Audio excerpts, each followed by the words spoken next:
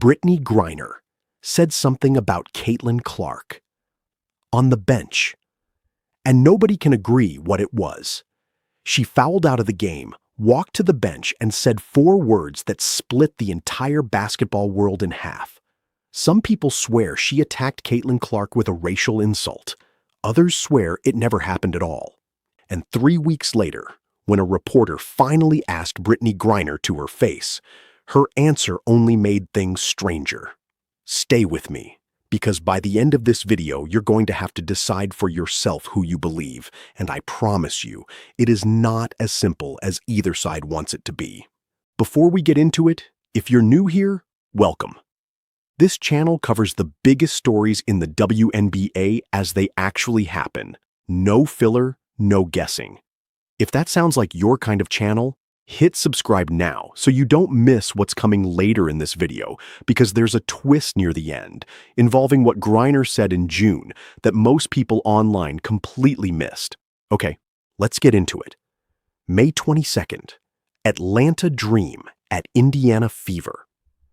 The kind of game that had already been circled on calendars because these two teams had just played 2 days earlier, and the Dream had walked into Indiana and beaten the Fever by a single point.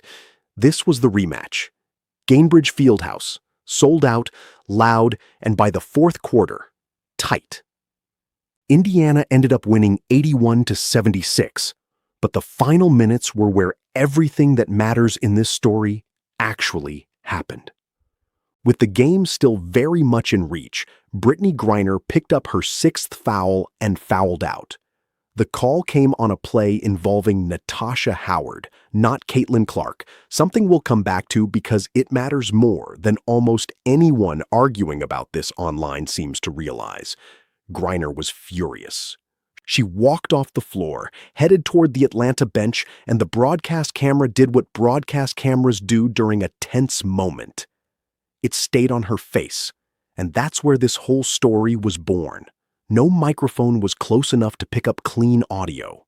What people got instead was Brittney Griner, visibly heated, mouth moving, no sound, just a silent, furious few seconds of video.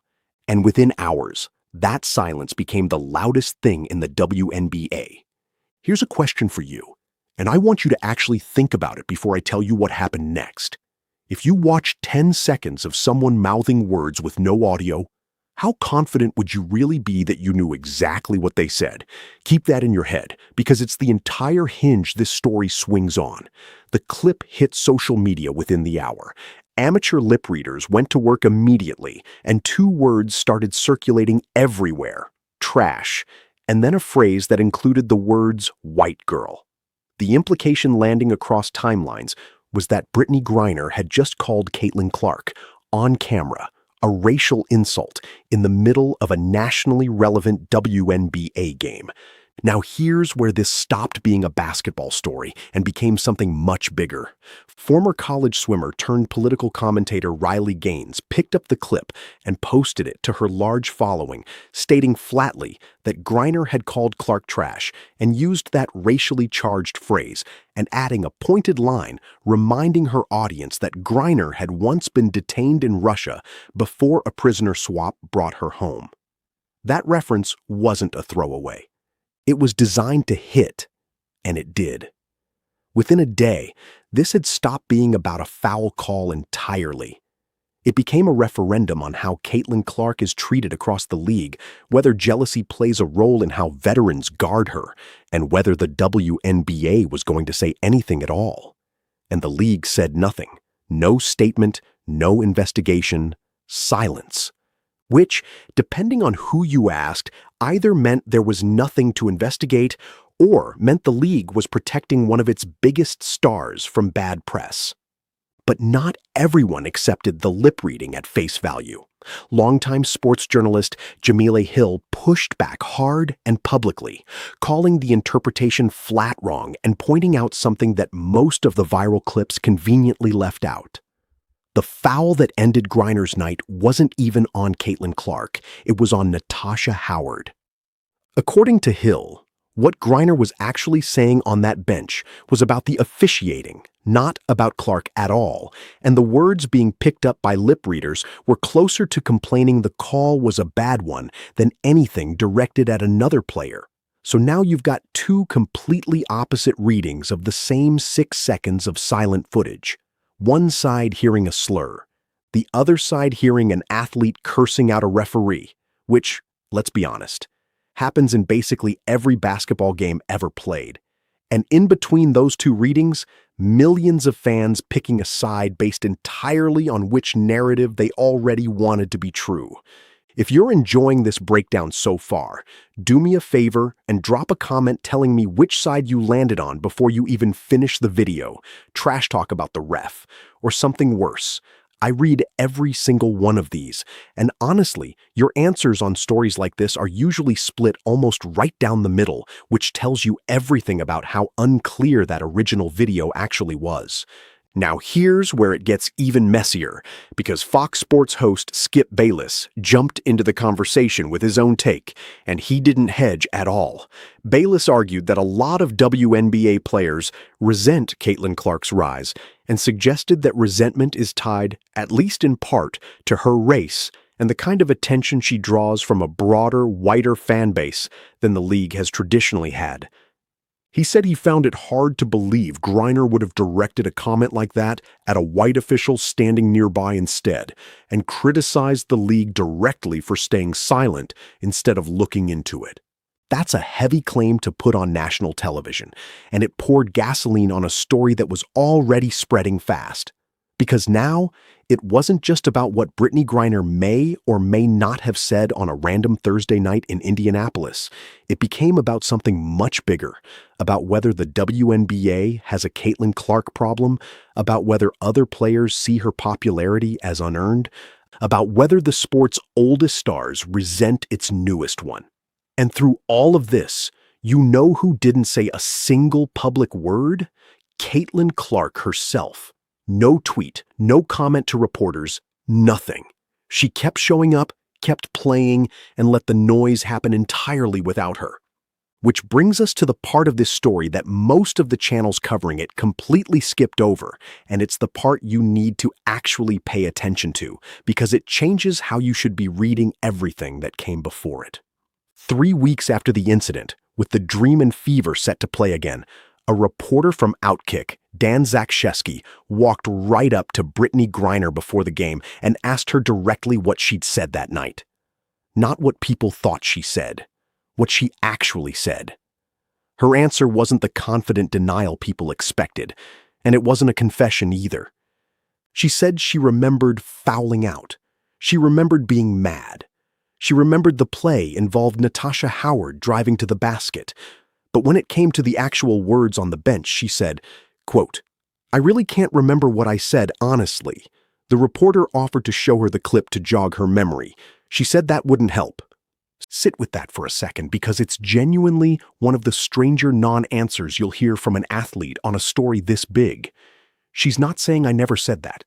She's saying she doesn't remember saying anything at all, 3 weeks after millions of people had already decided exactly what she said. Now, some people are going to hear that and think, that's suspicious. That sounds like someone avoiding the question. Other people are going to hear it and think, of course she doesn't remember 6 angry seconds from a random Thursday. Do you remember exactly what you muttered under your breath the last time you were furious about something small? Both reactions are reasonable. That's the uncomfortable truth about this entire story. But she didn't stop there. Later in that same conversation, when asked point blank if it was possible she'd said that phrase about Clark, Griner gave a much clearer answer. No. She said she'd never say that it wasn't the kind of language she'd use, full stop. So here's where we actually land after all of this. A silent video. 2 completely opposite interpretations from 2 credible voices. A national commentator turning it into a referendum on race and jealousy in the league. A league staying dead silent instead of clearing anything up. And an athlete who, 3 weeks later, says she can't remember the moment, but flatly denies the version everyone assumed was true. What's interesting is that this wasn't even close to the first time Griner and Clark's names had been tied together publicly, and it's worth knowing the backstory because it cuts against the jealousy narrative more than people expect. Back in 2024, well before any of this, Griner had actually gone on record praising Clark directly, telling reporters that the attention Clark and a handful of other new stars were bringing to the league was great for women's basketball, and that there was real talent coming into the sport. That's not the quote of someone who resents a rookie. That's the quote of a veteran who seemed, at the time, genuinely happy the spotlight was growing, which makes the whole controversy even harder to cleanly resolve one way or the other. Was this a veteran's frustration finally boiling over in a heated moment? Was it nothing more than a curse word at a referee that got weaponized by people who wanted a bigger story? Or is there something in between, a frustrated athlete saying something in the moment she wouldn't stand behind later, whatever it actually was? This wasn't even the only physical, chippy flashpoint between the Fever and the Dream that week either. Just days before the Griner incident, Clark had a heated exchange with Dream guard Ryan Howard after tight full-court defense led to a foul and a bump between the two, players getting separated by teammates before it escalated further. Fans immediately zoomed in trying to read Clark's lips too, convinced she was telling Howard she wasn't scared of her. 2 incidents, 1 week, same 2 teams, same pattern, silent video, aggressive lip reading, instant viral spread, no one actually certain what was said. That's genuinely the story of Caitlin Clark's WNBA career at this point. Every physical moment, every foul, every heated glance gets slowed down, zoomed in on, and turned into a referendum on the entire league's treatment of its biggest draw. Some of that scrutiny is deserved because she is being hit more than most guards in this league, and that's a legitimate conversation.